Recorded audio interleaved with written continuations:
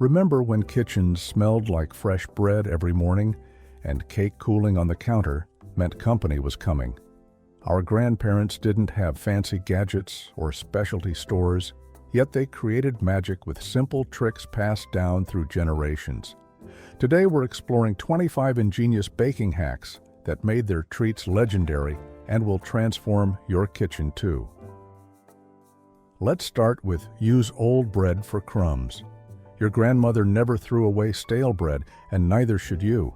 That hardened loaf sitting on your counter isn't waste. It's the beginning of perfect breadcrumbs that put store-bought versions to shame. Simply tear the bread into chunks and pulse it in your food processor for about 30 seconds. The beauty of this hack goes beyond saving money. Fresh breadcrumbs have better flavor and texture than anything from a canister. They toast up golden in recipes, absorb flavors better, and give you control over the coarseness. Back in the 1940s and 50s, every household had a breadcrumb jar that was constantly replenished. Italian grandmothers would season their crumbs with dried herbs and garlic powder, creating a signature blend for their famous meatballs and chicken cutlets. The Depression-era mentality of using every scrap wasn't about being cheap. It was about respecting food and maximizing flavor. Store your homemade crumbs in an airtight container for up to a week, or freeze them for 3 months. Prevent cake sinking. Nothing was more heartbreaking than watching a beautiful cake collapse in the middle, turning your masterpiece into a crater.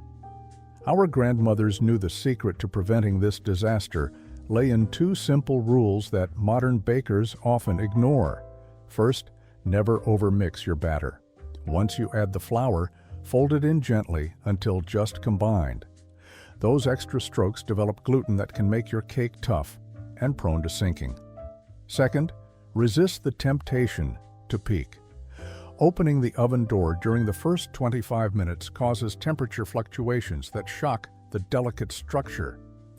In the 1950s, home economics teachers drilled this into their students' heads, warning that curiosity could kill more than cats. It could kill cakes too.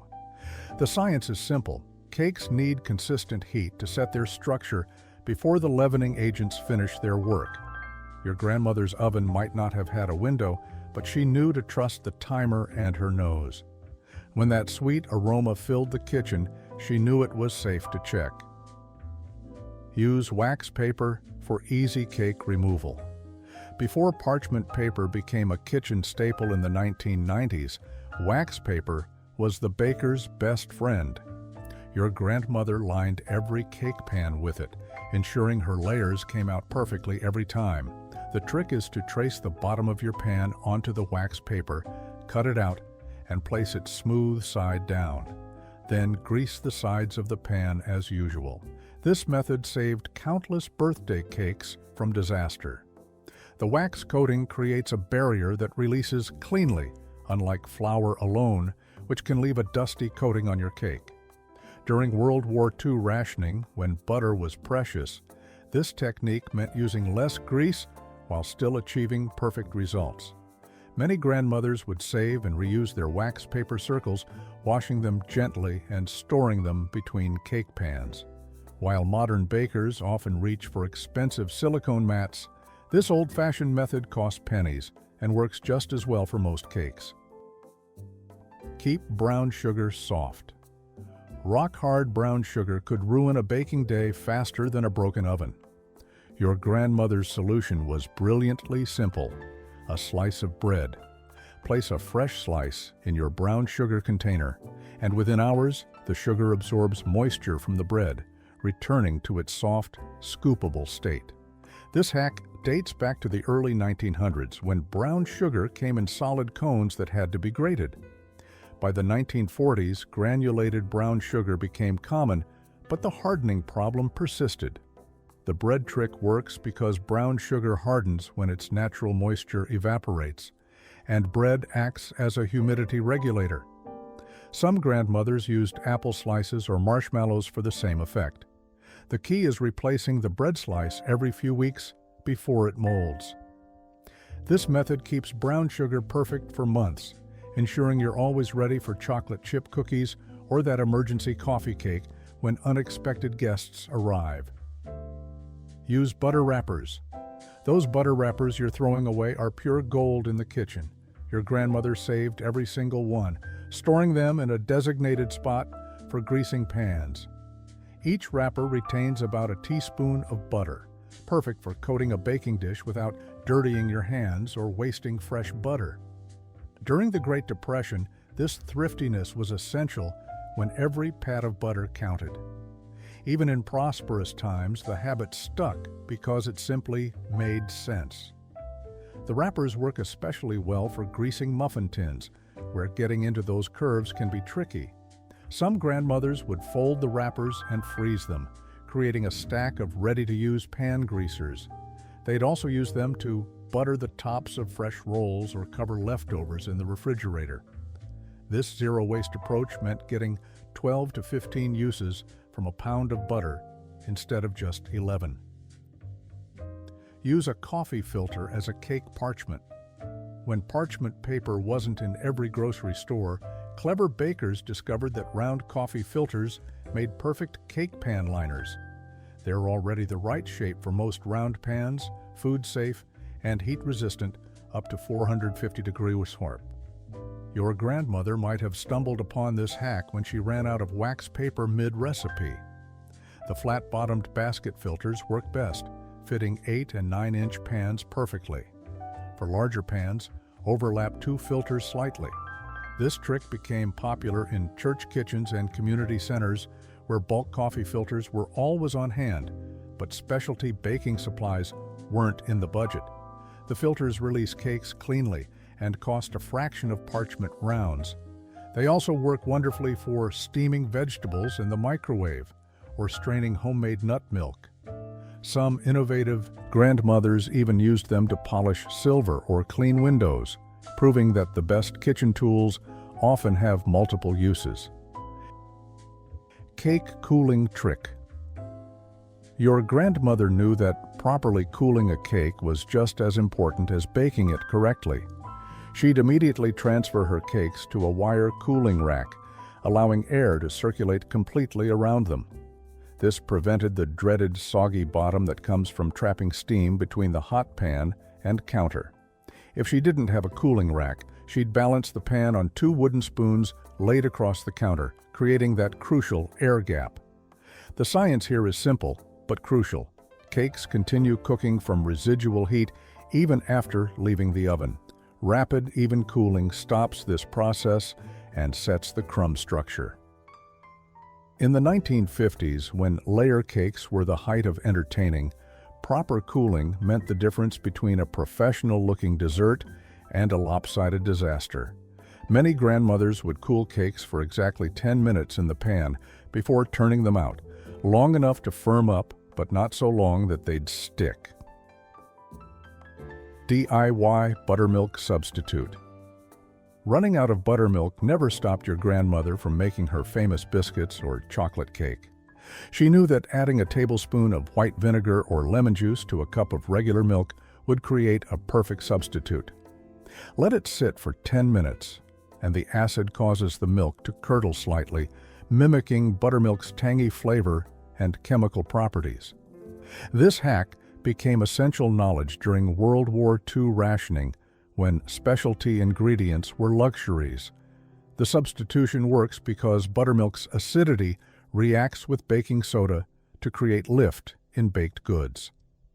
Your grandmother might have learned this from her mother, who learned it during the Depression when every penny counted. The fake buttermilk works in every recipe calling for the real thing: pancakes, cornbread, fried chicken marinade, and ranch dressing. Some grandmothers preferred using cream of tartar instead of vinegar for a more neutral flavor. Improve cookie texture. The secret to your grandmother's perfect cookies wasn't just her recipe, it was her patience. She always refrigerated her cookie dough for at least an hour before baking, sometimes overnight. This crucial step does 3 things. It hydrates the flour for better texture, solidifies the fat to reduce spreading, and develops complex flavors as ingredients meld. During hot summers before air conditioning, this wasn't just good practice. It was necessary to prevent cookies from becoming flat pancakes. The cold dough holds its shape better in the oven, creating thicker, chewier cookies with crispy edges. Professional bakers discovered what grandmothers always knew. Time is an ingredient. The resting period allows enzymes in the flour to break down proteins, creating more complex sugars that caramelize beautifully. Your grandmother might have made dough on Saturday for Sunday's church social, not from planning but from experience that aged dough simply tasted better. Homemade pastry flour. When recipes called for expensive pastry flour, your resourceful grandmother made her own. She'd remove 2 tablespoons of all-purpose flour from each cup and replace it with cornstarch, creating a lower protein blend perfect for tender pastries and cakes. This substitution mimics commercial pastry flour's protein content of about 8 to 9% compared to all-purpose flour's 10–11%. The difference might seem small, but in delicate pastries, it's the difference between flaky and tough. During the 1940s and 50s, when supermarkets carried limited specialty items, this knowledge was essential for achieving professional results at home. The cornstarch interferes with gluten development, creating a more tender crumb. Some grandmothers sifted this mixture 5 times to ensure even distribution, excessive by today's standards but crucial for consistent results with less precise measuring tools.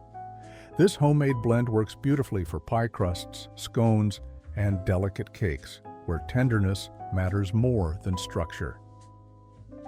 Perfectly measure flour.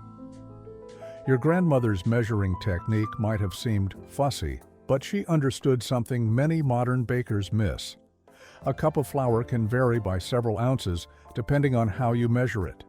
She never scooped directly from the bag, which packs the flour down. Instead, she'd gently spoon flour into her measuring cup, then level it with a straight edge. This aerating method ensures consistent measurements every time. Before kitchen scales became common, this technique was the only way to ensure recipe success. A packed cup of flour contains about 5.5 ounces, while a properly measured cup weighs 4.25 ounces. That's 30% more flour that can turn tender cookies into hockey pucks.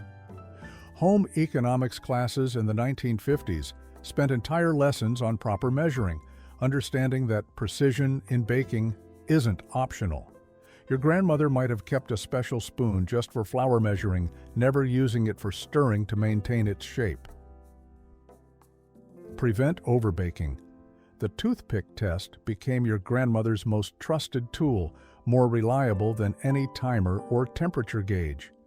She'd keep a small glass of toothpicks on her counter, checking her cakes and quick breads at the minimum baking time. A clean toothpick meant done. A few moist crumbs meant perfect. Wet batter meant more time needed. This simple test prevented countless dried-out cakes and saved many from being underdone. Before instant read thermometers, this was the only reliable doneness indicator. Your grandmother learned to check in the center, the slowest cooking spot, and she knew that residual heat would continue cooking her baked goods for several minutes after removal. She also understood that different recipes required different doneness levels. Brownies should have moist crumbs, while angel food cake should be completely clean. This intuitive understanding came from years of experience and countless toothpicks. Use an ice cream scoop for perfect cookies. Your grandmother's cookie sheets always featured perfectly uniform cookies, not from obsessive measuring, but from using her ice cream scoop. This tool, present in every kitchen for Sunday making, doubled as the ideal cookie portioner. A standard scoop holds exactly 3 tablespoons, creating consistent cookies that bake evenly.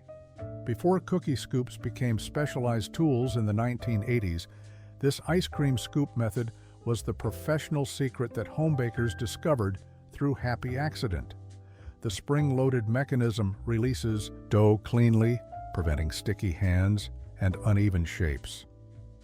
During church bake sales and school fundraisers, this technique meant your grandmother could produce dozens of identical cookies quickly. She knew that uniform size wasn't just about appearance, it ensured all cookies finished baking simultaneously, preventing some from burning while others stayed raw. Banana ripening trick. When the church called for banana bread for tomorrow's bake sale, but your bananas were green, grandmother had a solution. She'd place them on a baking sheet, peels and all, and bake them at 300 degrees for 15 to 20 minutes until the skins turned black. The gentle heat converts starches to sugars, mimicking the natural ripening process in fast forward. This trick became popular during the 1960s when bananas were still somewhat exotic in many parts of America and arrived at stores quite green. The baked bananas not only ripened but developed an intensified sweetness, perfect for baking. Some grandmothers discovered that freezing overripe bananas for future use worked equally well. The freezing process breaks down cell walls, creating the soft, sweet fruit ideal for banana bread. This hack meant never wasting bananas again and always being ready for spontaneous baking. Fluff your flour. Before measuring, your grandmother always whisked or stirred her flour, especially if it had been sitting for a while. Flour compacts naturally during storage, and this fluffing process aerates it for accurate measurement. She might have used a fork, whisk, or simply stirred with her measuring spoon. This step prevents dense baked goods caused by using too much flour. During humid summers, flour can compact significantly, throwing off recipes by 20% or more. Your grandmother understood that baking was chemistry, even if she didn't use that term. She knew that the difference between light biscuits and heavy ones often came down to how the flour was handled. Some grandmothers sifted flour directly back into its container after purchase, maintaining consistent density throughout its use. Use a soda can for rolling pin. In a pinch, your grandmother knew that a clean cold soda or beer can made an excellent rolling pin substitute. The smooth aluminum surface, when chilled, prevented sticking just like a traditional marble rolling pin. During the 1950s and 60s, when moving into first apartments or summer cottages, this hack saved many pie crusts. The can's perfect cylinder shape and weight distribution actually worked better than many cheap wooden rolling pins. Some grandmothers would fill the can with ice water for extra cooling power when working with butter-heavy doughs. This improvisation extended to wine bottles, tall glasses, and even smooth-sided jars. The key was keeping the surface cold and applying even pressure. This resourcefulness meant never having to skip making pie just because the proper tools weren't available. Substitute applesauce for oil. Health-conscious grandmothers in the 1970s discovered that unsweetened applesauce could replace half the oil in most baking recipes. This substitution cuts calories and fat while maintaining moisture, often improving texture in cakes and quick breads. The pectin in applesauce acts as a binder similar to oil, while adding subtle sweetness and complexity. This hack became especially popular during the low-fat craze of the 1980s, but originated much earlier when rationing or economics required creativity. Your grandmother might have started using applesauce when oil was expensive or when trying to use up fall's apple harvest. The substitution works because both oil and applesauce provide moisture, though applesauce creates a slightly denser, more cake-like texture. For cookies, this swap might change the texture too much, but for muffins, quick breads, and cakes, it's often an improvement. Egg substitute with yogurt. When eggs were scarce or expensive, your grandmother reached for plain yogurt as a substitute. A quarter cup of yogurt replaces one egg in most baking recipes, providing moisture and binding power. This substitution works especially well in cakes, muffins, and quick breads, where eggs primarily provide moisture rather than structure. During the cholesterol scare of the 1970s and 80s, this hack gained new popularity among health-conscious bakers. The acid in yogurt actually creates a more tender crumb by inhibiting gluten development, often improving texture over eggs alone. Greek yogurt works even better due to its thickness. Your grandmother might have discovered this accidentally when short an egg mid-recipe, but the results were so good it became standard practice. This substitution doesn't work for recipes requiring separated eggs or where eggs provide the main structure, but for everyday baking, it's remarkably reliable. Preheat your pans. Your grandmother's cornbread had that perfect crispy crust because she preheated her cast iron skillet in the oven before adding batter. This technique works for many baked goods, creating immediate sizzle that sets the exterior while keeping the interior moist. She'd place the greased pan in the oven during preheating, then carefully pour in batter for that satisfying hiss. This method originated from hearth cooking, where pans were always hot from the fire. The technique works especially well for popovers, Yorkshire pudding, and anything requiring a crispy bottom. Some grandmothers extended this to cookie sheets for extra crispy cookie bottoms or pizza pans for perfect crust. The thermal shock creates superior texture that room temperature pans can't achieve. Safety was paramount. She always used thick towels and warned children about the hot pans. Use toothpicks for cake layers.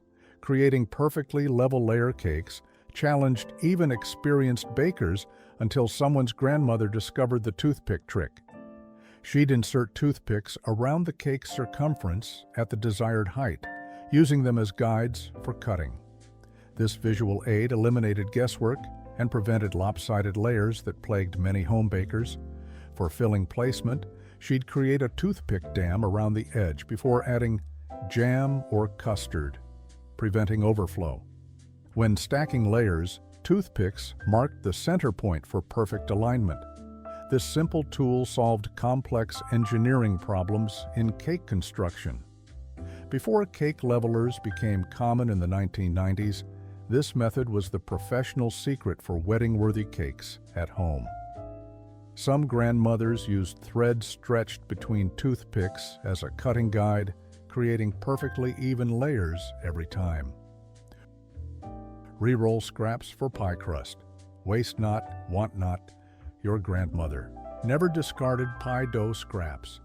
She'd gather them gently, re-roll once, and create cookies, mini tarts, or decorative leaves for the main pie.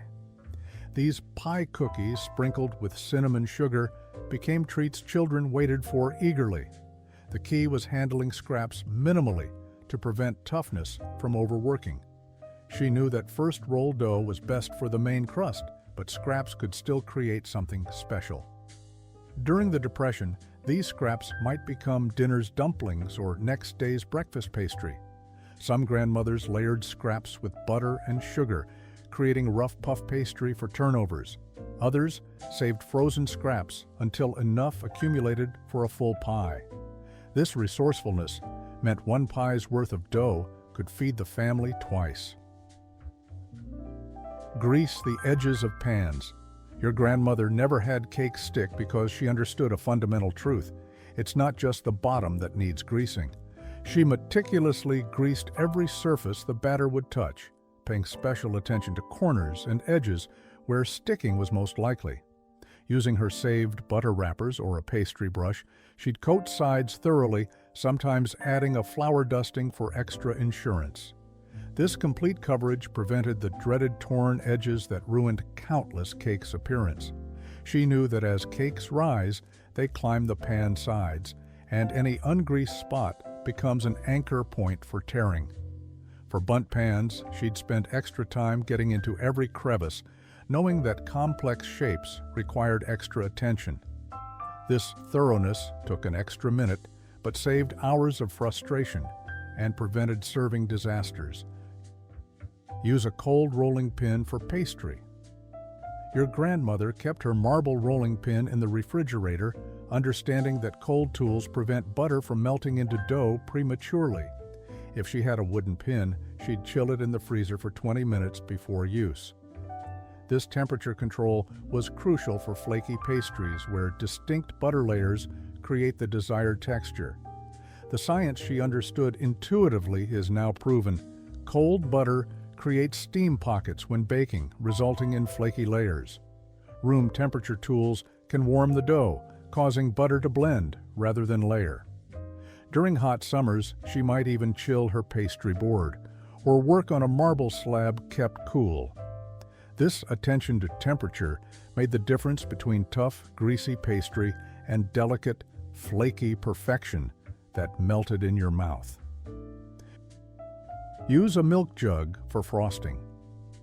Before pastry bags were common household items, your clever grandmother discovered that a clean plastic milk jug made an excellent frosting dispenser. She'd fill the jug with frosting, cut a small corner off, and pipe decorations like a professional. The firm plastic provided better control than plastic bags, and the handle made extended decorating comfortable. This hack became popular at church socials, where dozens of cupcakes needed quick decorating. The jug's wide mouth made filling easy, and the screw-on cap meant leftover frosting could be refrigerated for later use. Different corner cuts created various decorating effects: small for writing, star-shaped for roses, straight for lines. Some grandmothers kept dedicated frosting jugs, cutting different patterns in each for versatile decorating options. Which of these clever hacks surprised you the most? Don't skip the resting time. Patience was your grandmother's secret ingredient, especially when it came to resting dough. Whether for bread, cookies, or pie crust, she knew that time developed flavor and improved texture in ways no ingredient could match. Pie dough rested for 30 minutes to relax gluten and hydrate flour. Cookie dough chilled overnight for complex flavor development. Bread dough's long rises created superior taste and texture that quick-rise methods couldn't match. This waiting wasn't idle time. Chemical and physical processes were transforming simple ingredients into extraordinary baked goods. Modern life pushes us toward shortcuts, but your grandmother understood that good things really do come to those who wait. She'd plan her baking schedule around these rest periods, using the time for other preparations or simply enjoying a cup of tea while magic happened in her refrigerator. Thanks for joining us on this trip down memory lane. If you enjoyed exploring these 25 timeless baking secrets, give it a like and share it with a friend. And don't forget to subscribe.